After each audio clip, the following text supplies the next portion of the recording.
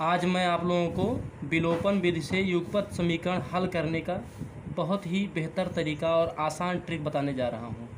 इसको आप फॉलो करके इस मेथड को फॉलो करके किसी भी युगपत समीकरण को विलोपन विधि द्वारा आप आसानी के साथ हल कर सकते हैं। जैसे एक एग्जांपल हम लेके आए हैं 2x + 3y = 3। ये इक्वेशन फर्स्ट है। x + 2y = 4 इक्वेशन सेकंड है। इसको हमको हल करना है। इसको हल करने के लिए सबसे पहले हम अगर विलोपन विधि से अगर इसको हल करते हैं तो किसी एक पद को हमको विलुप्त करना पड़ेगा। विलुप्त करने का अर्थ हुआ गायब करना। तो गायब करने के लिए दोनों एक टर्म कोई इक्वल होना चाहिए। जो हमको स्मॉलेस्ट लगता है, जो हमको गायब करने में जिसको आसानी रहेगी उसको हम गायब कर देंगे। जैसे मान लीजिए यहाँ पर 2x है, यहाँ पर x है, तो इसको अगर हमको बराबर करना है तो ये इसमें पूरे समीकरण में 2 से मल्टीप्लाई कर दिया जाएगा। अगर 2 से मल्टीप्लाई कर दिया जाता है तो ये 2x हो जाएगा। तो हम क्या लिखेंगे, multiplying by 2 in both side.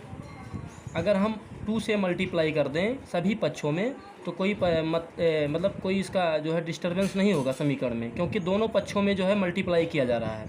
अब जो न्यू इक्वेशन इससे तैयार होगा, जो इक्वेशन सेकंड से जो न्यू इक्वेशन तैयार हुआ है वो तैयार हुआ 2x + 4y = 8। ये इक्वेशन थर्ड तैयार हो गया हमारा।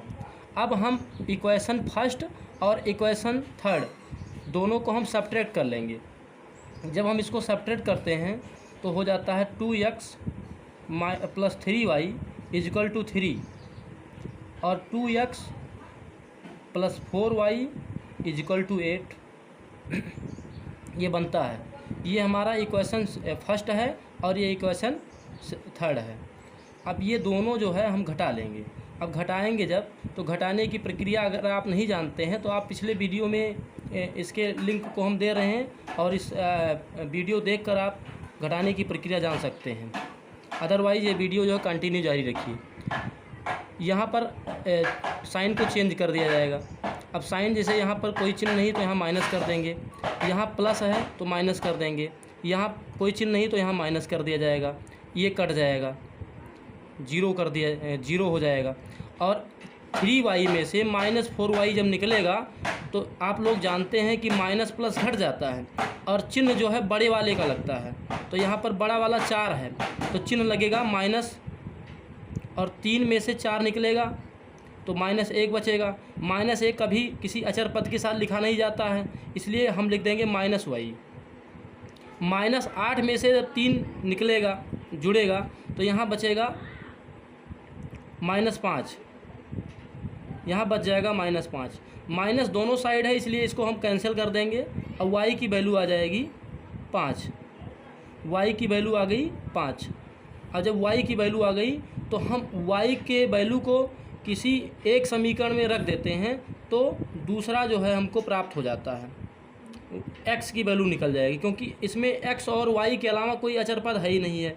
तो यहाँ पर हम क्या करेंगे कि y की वैल्यू अगर रखते हैं तो x की वैल्यू आ जाएगी। जैसे मान लीजिए हम इक्वेशन सेकंड में y की वैल्यू रख दे रहे हैं। अगर इक्वेशन सेकंड में y की वैल्यू रखते हैं तो x की वैल्यू आ जाती है। तो यहाँ पर जैसे मान लीजिए हम फर्स्ट में ही रख रहे हैं तो हो जाएगा 2x + 3 और y की वैल्यू कितनी है, y की वैल्यू है 5, तो 5 यहाँ रख दिया जाएगा = 3 हो जाएगा। अब यहाँ पर 2x 3 5 जा 15, तो यहाँ 15 हो जाता है = 3। अब 2x = 3 - 15 हो जाएगा, क्योंकि यहाँ पर पक्षांतर किया जा रहा है। तो 2x = कितना हो गया 12, ये माइनस हो जाता है। x = -12/2 हो जाएगा। अब ये जब कैंसिल होगा तो यहाँ आ जाएगा -6।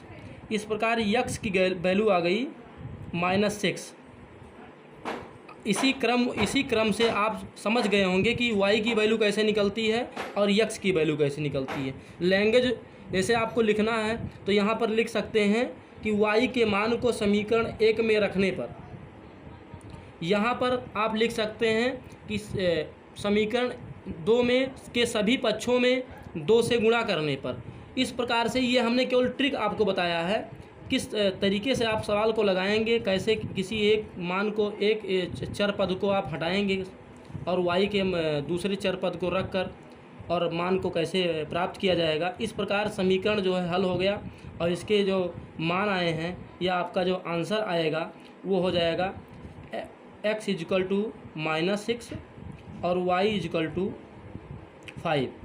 x की वैल्यू आ गई और y की वैल्यू आ गई। इन दोनों इस दोनों युगपत समीकरण में x और y के अलावा कोई और चरपद नहीं था, तो x की वैल्यू भी आ गई, y की वैल्यू आ गई। इसी प्रकार आप हमारे वीडियो को लाइक कीजिए, शेयर कीजिए और चैनल को सब्सक्राइब कीजिए। धन्यवाद।